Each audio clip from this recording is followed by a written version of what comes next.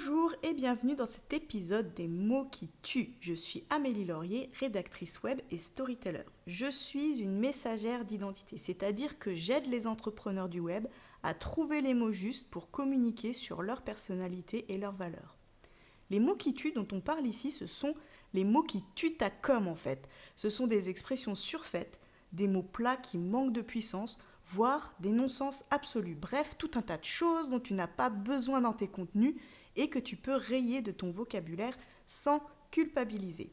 Aujourd'hui, on va évoquer un de ces mots ou expressions qui tuent et on va voir comment le remplacer par quelque chose de beaucoup plus pertinent.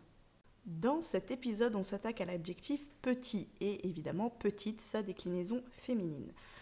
Il y a un proverbe qui dit que tout ce qui est petit est mignon. Et à l'oral comme à l'écrit, on peut effectivement avoir tendance à utiliser le mot petit comme un moyen d'enjoliver une phrase sans avoir recours à des mots trop pompeux. C'est particulièrement le cas chez les personnes de nature plutôt humble et qui ont du mal à se mettre en avant. Quelques exemples qu'on peut retrouver fréquemment dans des contenus. Voici quelques petits conseils ou bien alors pour illustrer ceci, j'ai préparé une petite vidéo où dans cet accompagnement, je te propose un petit coup de pouce pour... Pourquoi petit est un mot qui tue? Tout simplement parce que littéralement, ça revient à dire que ce n'est pas grand-chose. Et d'un point de vue marketing, d'un point de vue vendeur, c'est un peu se tirer une balle dans le pied.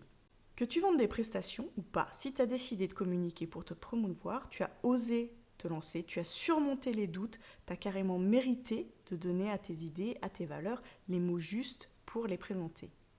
Non, ce que tu proposes, ce ne sont pas des petits conseils, un petit e-book ou un petit coup de pouce. Tes contenus, tes conseils, tu as mis du temps et de l'énergie à les penser, à les retranscrire, à les diffuser, à les promouvoir. Les qualifier de petits, c'est presque de l'auto-sabotage. Pour remplacer le mot petit, quand il te vient naturellement dans tes contenus, il faut simplement te poser une question.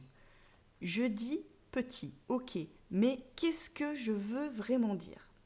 En reprenant l'exemple « Voici quelques petits conseils pour », tu peux le remplacer très facilement par « Découvre mes conseils inédits, avisés, futés, originaux, décalés, incroyables, révolutionnaires ». Ne dis pas petit, exprime la véritable valeur ajoutée de tes offres.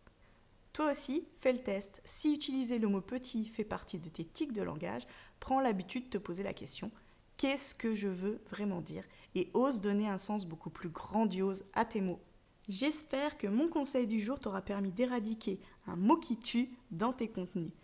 Tu veux mettre plus de personnalité et de cœur dans tes textes? Ma vision de la rédaction web, c'est mieux que des mots, c'est une histoire. Je te dévoile tout ça sur mon site améliorable.com. En 2 mots, à bientôt!